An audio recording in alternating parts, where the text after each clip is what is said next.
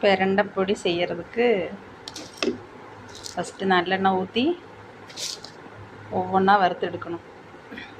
மிளகா, கடலைப்பருப்பு, உளுந்தம்பருப்பு, தேங்காய், புளி,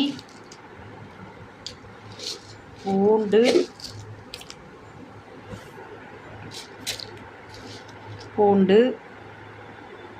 எள்ளு, குருமிளகு, ஜீரகம்,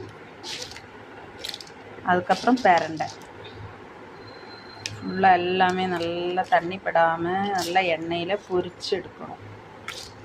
நல்லா பொரித்து வறுத்து எடுத்தாச்சு. நல்லா ஆற வச்சதுக்கப்புறம் கல் உப்பு போட்டு பொடி செஞ்சு எடுத்து வச்சா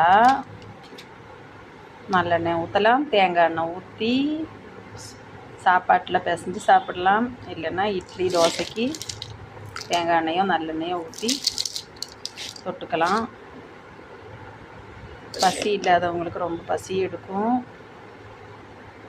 அப்புறம் எலும்புக்கு பலத்தை கொடுக்கும்.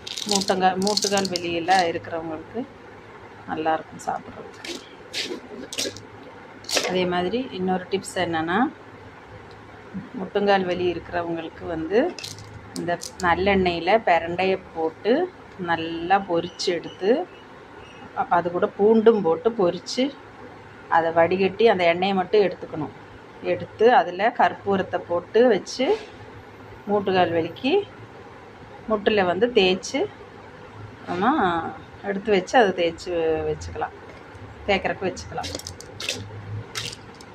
இது ஒரு எக்ஸ்ட்ரா டிப்ஸ்.